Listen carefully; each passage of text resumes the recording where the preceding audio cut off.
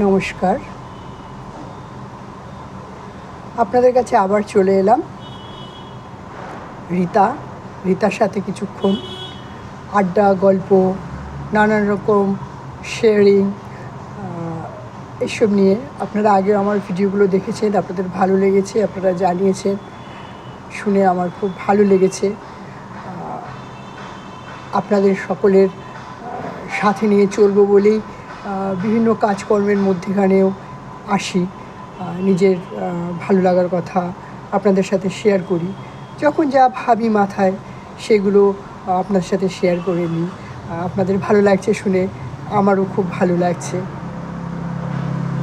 আজকে যেটা নিয়ে বলবো সেটা কেউ পার্সোনালি নেবেন না, কেউ হার্ট হবেন না। কারোর যদি জীবনের ঘটনার সাথে এটার কোনো মিল খুঁজে পান, এটা আমার অনুরোধ রইল, প্রথমেই বলছি, অনুরোধ রাখছি সকলের কাছে। আজকে বলবো যে আপনার সন্তান সন্ততি এই জীবনসঙ্গী যদি কেউ নিজে থেকে বেছে নেয়, তাদের সাথে কিছু ব্যবহার আছে যেগুলো আমাদের সমাজ সংসারে, আমাদের আত্মীয় স্বজনের চাপে পড়ে আমাদের বাড়ির গার্জিয়ানরা করে ফেলে তাদের সন্তান সন্ততির সাথে।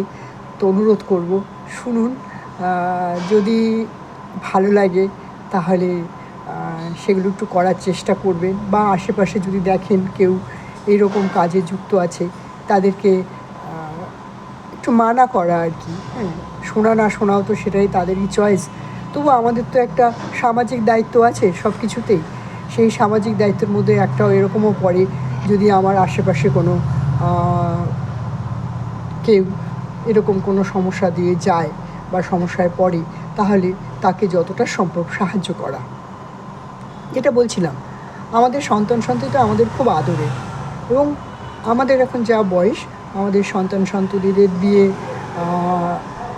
দেওয়ার মতো সময় হয়ে এসছে তাদের। তো আমাদেরও সেটা চিন্তা রাখতে হবে যে আমরা তাদের সাথে কীভাবে চলবো, কীভাবে করব। আমার ছেলে বা আমার মেয়ে, সে নিজে কাউকে পছন্দ করেছে বলেই আমি তার বিরোধিতা করব, এটা একদম কি ঠিক হবে? হবে না। আমাদের ধরুন যারা গার্জিয়ান ছিল আগের প্রজন্মের, আমাদের তারা, আমি দেখেছি, নিজের চোখে দেখেছি, শুনেছি, কিছুটা নিজের অনুভব আছে। তো সেই থেকেই বলছি, যদি আপনার ছেলে বা মেয়ে নিজে থেকে কোনো জীবনসঙ্গী বেছে নেয়, প্লিজ তাদেরকে এমন কোনো কটু কথা বলা বা আপনার ছেলে বা মেয়ের জীবনসঙ্গী বা সঙ্গিনীকে ভীষণ কটু ভাষায় আক্রমণ করা, তার আত্মসম্মান বা আত্মমর্যাদায় আঘাত দিয়ে কথা বলা, এগুলো থেকে বিরত থাকলেই ভালো হয়। এটা আমার পরামর্শ। কেননা দিনের শেষে আপনার পাশে কেউ থাকবে না, আপনার ছেলেরাই থাকবে, আপনার মেয়েই থাকবে। তো আত্মীয় স্বজনরা কী বললো সেই শুনে, বা তারা কি বলবে যে আপনার ছেলে বা মেয়ে সে তার নিজের জীবনসঙ্গী পছন্দ করেছে, আপনার ছেলে বা মেয়েই তো চলবে সারা জীবন তার সাথেই, তো আপনার আত্মীয় স্বজনরা তো তার সাথে চলবে না।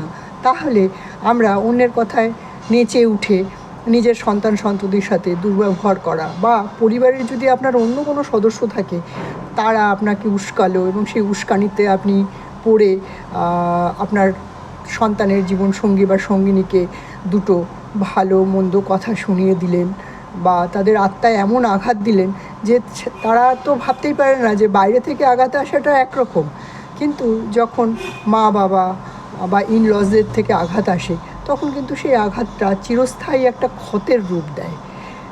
তো আমি হয়তো কোনো কোনো কথা দুবার করে রিপিট করছি, তার কারণ হচ্ছে রিপিট হয়ে যাচ্ছে, রিপিট না করে থাকতে পারছি না, তাই হয়ে যাচ্ছে। আপনারা একটু চেষ্টা করবেন, আপনার সন্তান সন্ততিদের যেভাবে আপনি ভালোবেসেছেন, তারা যখন বড় হয়েছে, তারা ম্যাচিওর হয়েছে, তাদের বেছে নেওয়াকে সম্মান দিন। হ্যাঁ, তারা আপনার আর খোকা খুকু নেই, যে আমার খোকা, আমার খুকু, হ্যাঁ, সেই খুকুই আছে। খুকুকে আমি হাত ধরে যা বলবো তাই, হাত ধরে স্কুল নিয়ে যাব তাই না, সেও একটা ম্যাচিওর ওম্যান অথবা ম্যান।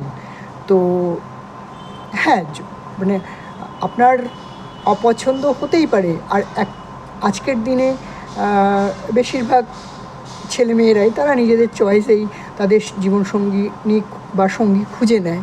সেটা খুব স্বাভাবিক ব্যাপার, সেটাকে আপনিও স্বাভাবিকভাবে নিন। আপনিও সুখে থাকবেন, আপনার সন্তানও সুখে থাকবে, আর আপনার চারিপাশটাও সুন্দর হবে।